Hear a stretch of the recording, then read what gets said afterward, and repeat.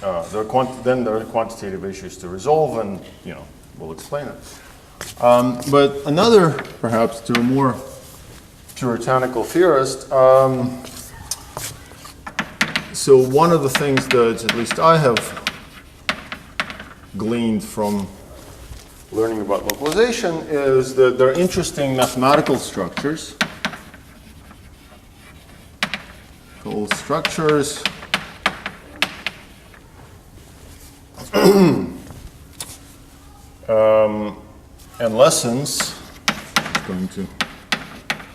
and lessons for thinking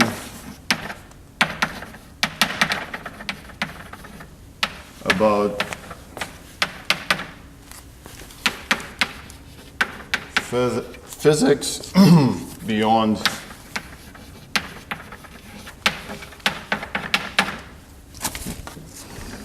so this is something that's there, that somehow one looks at the world and one wants to summarize the physical information in a few correlation functions. And field theory, at least one view of why we like field theories, I can speak for myself, is that they offer you the most compact, the most efficient way of summarizing physical information. So in problems involving localization, that intuition tends to break down. So one wants different perspectives on physics. So that's one place where I know how to. All right, so when did I start? 1:30, right? Good. Pace myself. All right, so finally, plan for the rest of this and the next two lectures. So I would like to go through Anderson 58 to give what I suspect a large fraction of the audience a taste for what's involved in demonstrating single particle localization. And here I have to, I'm going to be following rather detailed notes that I got from Dennis Pascal. I tried to do this. I don't think I would be brave enough to tackle it on my own. Well, it would be much more work. So, then there's one interesting, in the spirit of this previous comment, one interesting example of how localized systems are different is a very nice, simple calculation that one can do, broad distribution of conductances. And here I will restrict myself to one dimension, and I will, if I get the letters right, I will use a little piece of technology called DMPK, which is essentially an application of transfer matrices to a localization problem. The nice thing here is that one can do very weak disorder and have a continuum. Field theory aficionados among you will appreciate being able to take a continuum limit and still get localization. So that would conclude my sort of sampling of single particle localization problems, hopefully midway through tomorrow. And finally, I will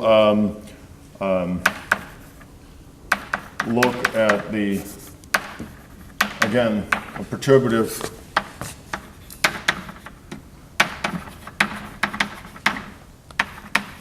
treatment that established many-body localization by Pascal and Altschuler. Again, the motivation here is partly personal, because I, in working in many-body localization, it has become sort of a practice to sort of not learn the details, the analytic details of prior theory, of these sort of classic works, and that's good enough. That has been good enough for many of us. But I don't think that's right. And so I'm trying to fix that. Okay, and finally, I think in the last section, I will sort of try to give, again, a sampling of how much one can learn about many-body localization that's far beyond these analytically controlled treatments. And again, I'm not going to make a list of what I'm going to cover. So I will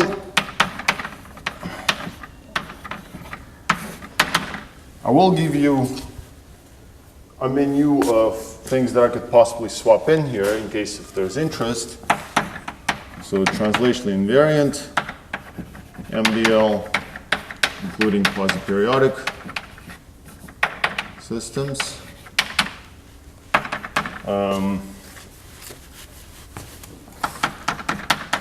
Real space randomness RG X. If you don't know what that is, good. I don't have to do it. Maybe I'll add one more. MBL in classical systems. In classical. Okay. All right. Any questions? By the way, you should thank me for the AC. I complained too soon. Huh? Can you just give an example of, even in the single Fermi limit, of how there are these mathematical structures that go beyond the 50? So for example, and this is the examples for this are, I don't have to leave localization theory to give you examples for that. So one of the most famous, I think, papers in the field is the Gang of Four paper in the 80s, where by looking at the conductance, the flow, the coarse graining, if you like, of some seemingly right variable, the conductance, one could establish sort of a phase diagram in dimension and disorder space that looked very similar to nonlinear sigma models for certain field theories. But then shortly thereafter was realized that that's actually not the right variable because that has a broad distribution. So if you basically, the point is that when you do an experiment, if you do an experiment, or when you do numerics, and let me finish one sentence and I'll come back. It's important to decide, at the end of the day, you're not going to look at everything, right? You're not going to measure everything, you're not going to, compute everything and put error bars in everything. You have to decide what's a good variable. Okay, and a general rule of thumb is that variables that have very large fluctuations may not be good variables. And so there was quite a bit of controversy when people tried to, be very hands-on about localization physics and study things numerically. There were disagreements, and so the point is that it's a difference between, okay, if you want keywords, it's a difference between renormalization group and functional renormalization group. Basically, if you think of a whole distribution of whatever observable that would ordinarily be flowing, and you rather want to understand what is the shape of the distribution and how does that behave. So,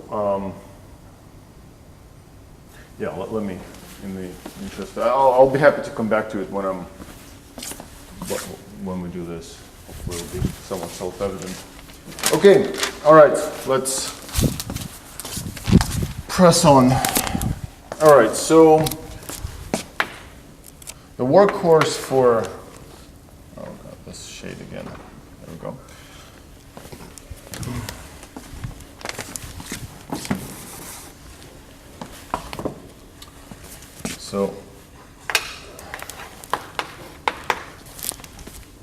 So we'd like to have something fairly concrete in mind. So the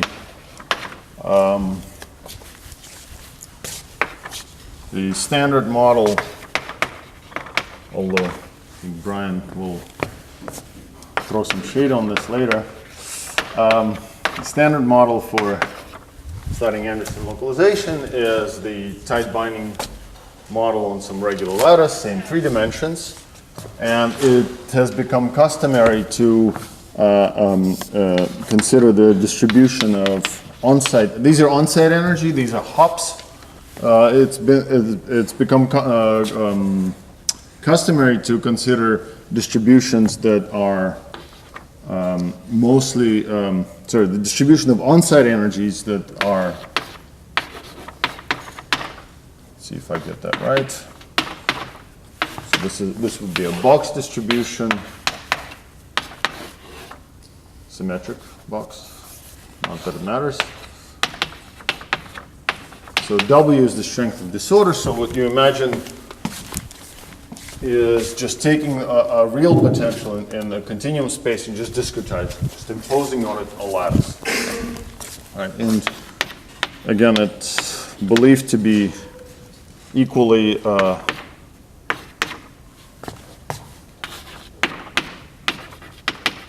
well, it is equally common to just simply restrict the hopping to nearest neighbors.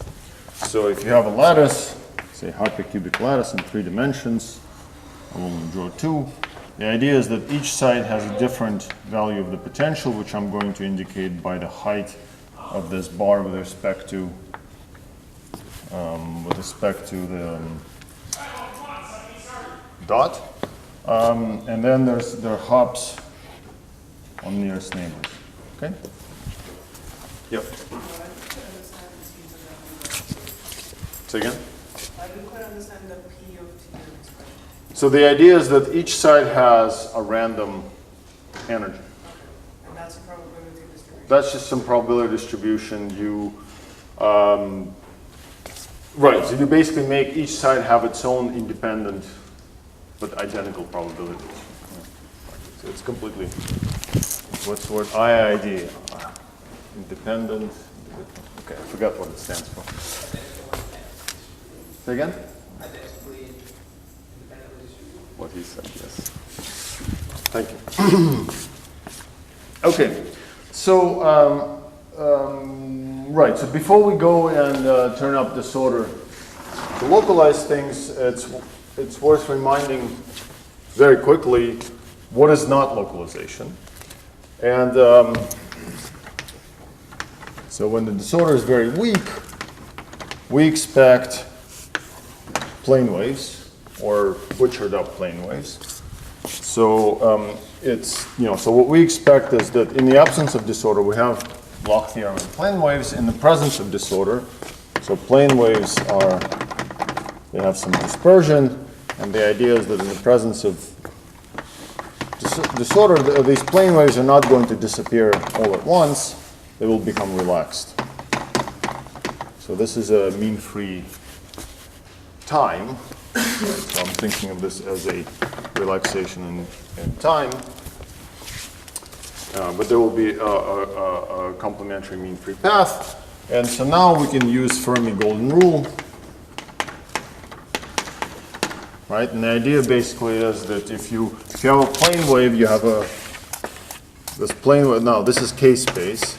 This plane wave lives someplace in K-space. We can imagine that it's not important to imagine that there is a finite density of particles, but still.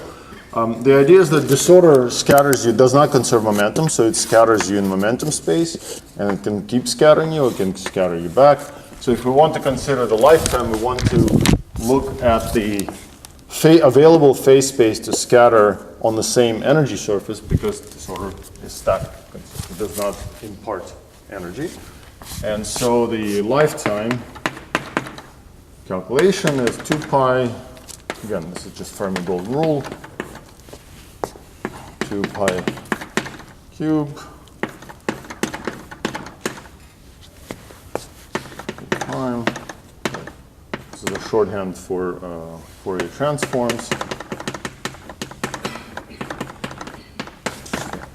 So this kind, maybe I should write this here. This kind of dispersion gives you, epsilon k, which is 2t cosine qx plus qy plus maybe y z. So if k, or if q, I'm switching between k's and q's. If q is small, this is like a continuum limit, so you essentially have epsilon k minus the ground state is p squared over, is like p squared over 2m, where, what do I have? Inverse m is 2t.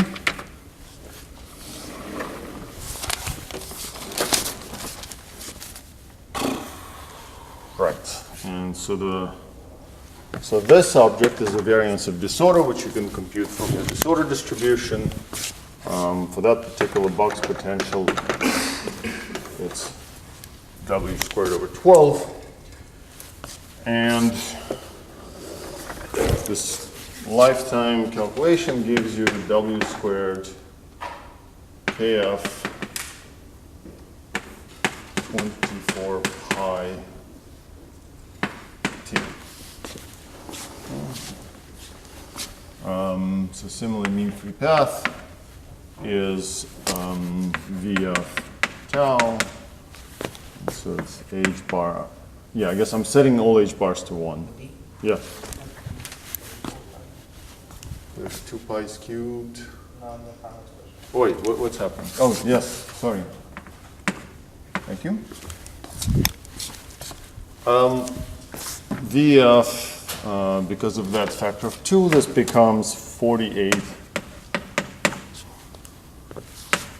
t squared over w squared. Okay, so that's not very interesting by itself. So there are two comments that are worth making. One of them is, so that basically says that I'm counting on you to try to figure out the significance of these formulae. What this basically says is that the relaxation is governed by disorder squared, right? So if the disorder is weak, it's weak. At this level, it's actually not even k-dependent. You can see that, by making this assumption, in fact, I've gotten rid of any sort of potential for k-dependence.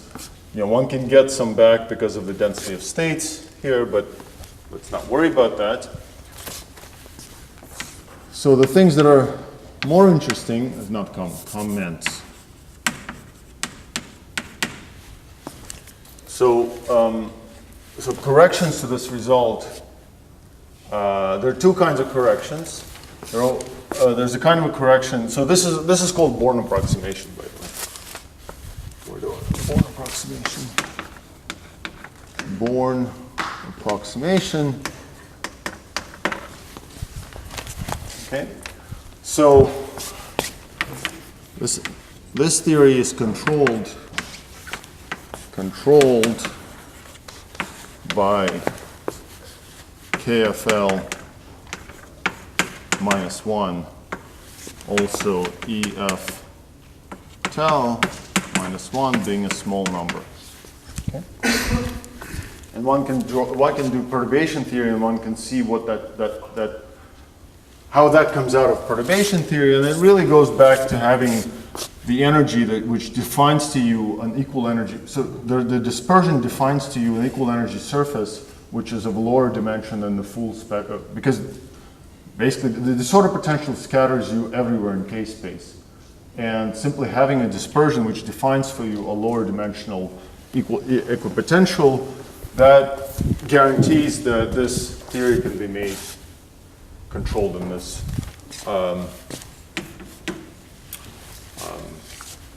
way. So there's actually a very interesting point of physics, which again is not often discussed, except at the very beginnings of the field. What the assumption that's made here is that the disorder is weak and it's everywhere.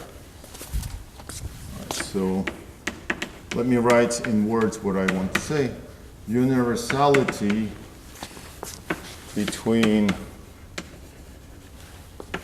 weak, dense, and sparse, strong sparse disorder.